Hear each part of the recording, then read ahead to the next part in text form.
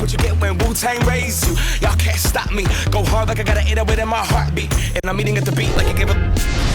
Welcome to NBA Basketball. I'm Damon Bruce. We've got you covered here on 2K Sports. It's All Hallows Eve. We got a little sweet treat for you. Some NBA action to unwrap. It's going to be the New York Knicks up against the Chicago Bulls. See you at the half.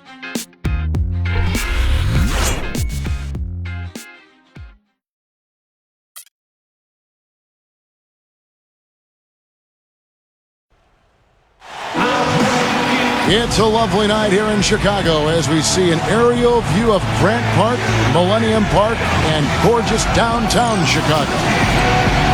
Happy Halloween, everybody. Trick or treat, it's the NBA. It doesn't get any better than this. This is Kevin Harlan alongside Steve Kerr, Clark Kellogg, and Doris Burke. We're glad to get spooky with you tonight. It's the NBA on 2K Sports.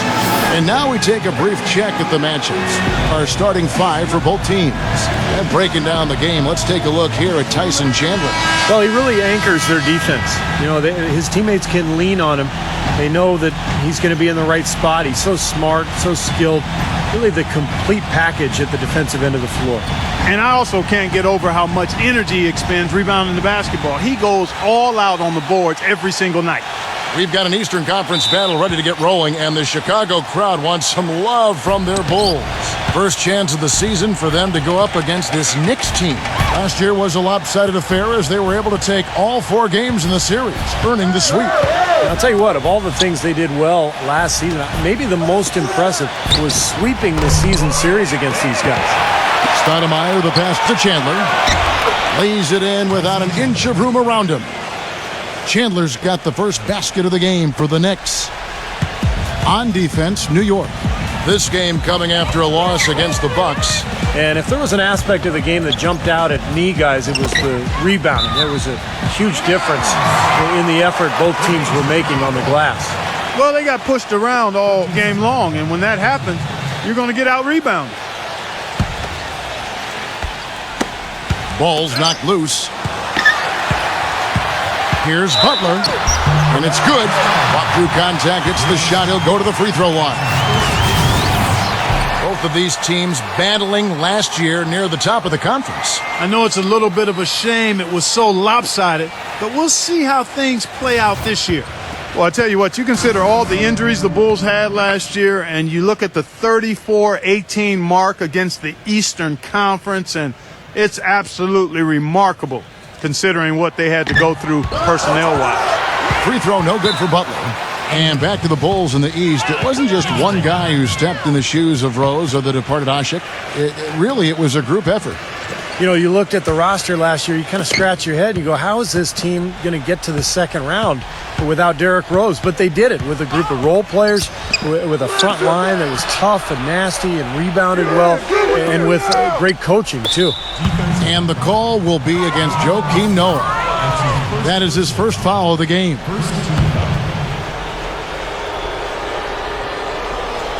And just about a minute into the first quarter. They get it again. And you know that's going to be goaltending, guys. So that's a free basket right there. He was the first one to react to that miss. Excellent anticipation on his part. A hustle play on the putback by him. Tell you what, guys, if you had questions about Amari's willingness to play a role on the team, he should have put them all to rest with how he came off the bench for the Knicks. Couldn't have been easy for him, but he handled it well. Boozer. The Knicks pull it in. Boy, we don't see that too often. No defender on him, and he just clanks the open jumper. Felton with the ball. And Rose picks him up defensively. Dishes to Smith. Clock at 6. Pass to Stoudemire. It's good, the assist that time from Smith. Stoudemire's got his second basket of the night.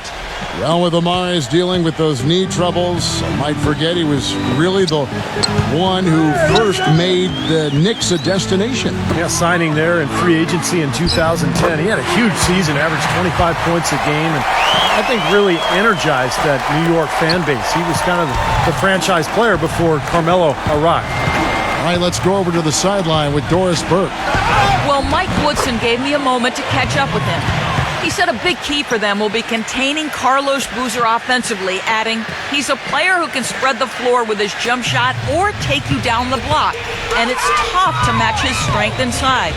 Defensively, they'll look to keep length in front of him and limit his offensive rebounding. Sounds like a good game plan, guys. We'll see how they do it. All right, Doris, thanks. Smith for three. The rebound by Noah. Last game for the Bulls, they picked up the W against the Heat at the American Airlines Arena. They looked very stable, pretty much from the get-go, guys. A solid output, solid effort.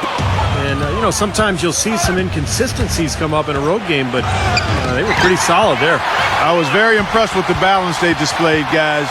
Different people carrying the load, scoring, making assists, unselfish play. Everything was working for them to get that victory. New York leading by 4. Kicks it to Carmelo.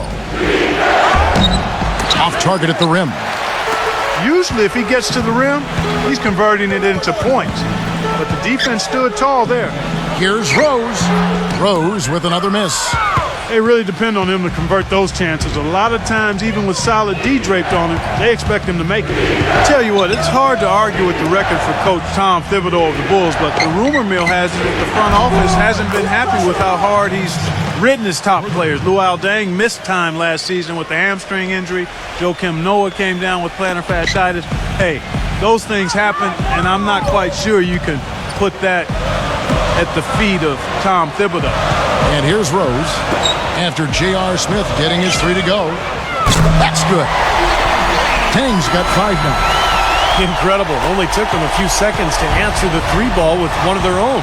Let's keep this thing going, guys. I love seeing a three-point battle like this. Now here's Felton. 20 points for him last game against Milwaukee. Pass to Chandler. Outside Felton. Feeds it to Smith. New York needs to get off a shot. And Anthony gets it to go on the assist by Smith. Smith's got 3 assists now in this one. And going back to Tom Thibodeau and that minutes load on his stars, it seems it's getting harder for players to weather big minutes, Steve, these days. I think it's going to be really interesting going forward to see this Bulls team this year and beyond. Will that wear them down? Their guys play too many minutes. They've had a lot of injuries. I think it's time to scale back a little bit on the minutes played. So New York ends up going with the new group. Bulls trail by 7. The dish now to Muhammad. And foul called as he misses. He'll go to the line and shoot 2. Guys, it was no secret that last season the Knicks were really a perimeter-oriented team. They had some solid inside players, but basically those inside guys were there to set screens and defend and rebound. It was up to Melo and the other perimeter guys to carry the offense.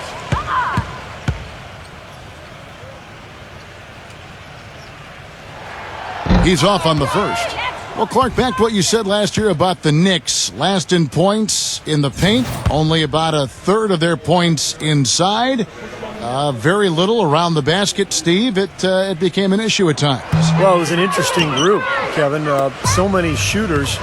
Carmelo really represented their only low post threat. Even Tyson Chandler, his baskets were mostly offensive putbacks. So it was almost small ball all season long, but it was very interesting to watch. Hardaway with it. Picked up by Teague. Out to Shumpert. Got a piece of it. And World Peace backs down. And there's the foul. Goes on Taj Gibson. That is his first foul of the game. Tough call there and a tough break for the defense. But, I think you could still see him kind of sliding in there. I don't have a problem with the call.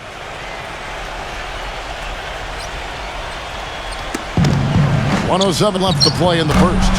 Udrih can't hit. And very quickly here in the first quarter, pronounced advantage for them on the glass. Yeah, that's a trend they'd love to continue right through the next 3 quarters as well. Now it's Shumpert running. He can go all the way. Boy, extremely opportunistic defense leading to those points there. That dunk, Clark, coming within seconds of the steal. Love the way they convert from defense to offense. But that's what happens when you get all 5 guys on a string defensively ready to react and make a play. Now here's Shumpert following the shot by Marcus Teague. Foul call that time on the way up. That'll give him 2 chances at the free throw line here. You know, after losing Jeremy Lin going into last season, guys, I think some fans were concerned that the team might slip back to isolation basketball and their offense would stagnate, but instead they flourished as a three-point shooting team. And back to the Knicks personnel moves, you got to give them a lot of credit going out and finding shooters and defenders and Steve playmakers to surround their star players with. Yeah, they ended up with Bargnani, putting him at the kind of the shooting 4 spot, adding another three-point threat. The Knicks are always going to be aggressive personnel-wise. This was already a good team, second best record in the East, but they're looking to get better. He feeds it to World Peace. Back to Shumpert. No one near him. And it's Chicago with the rebound. That's a tough one there because he's wide open. That's a shot he expects to make. Dunley tries again. And Teague with the nice bucket inside. You see the defense get caught standing around that time, giving up an easy second chance bucket. Simply need more of an effort on the boards there, Steve. And so the first quarter is in the books. Knicks out front, up 7. And don't go away. We'll be back with the action for the start of the second quarter in just a moment.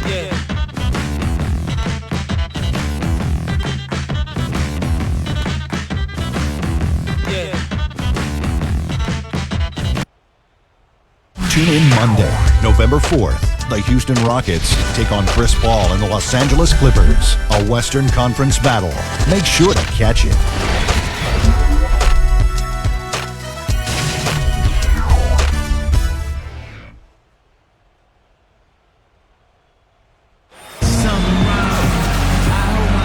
And welcome back to the NBA on 2K Sports. More action in store as the players get ready to go, having a nice break to get hydrated with Gatorade.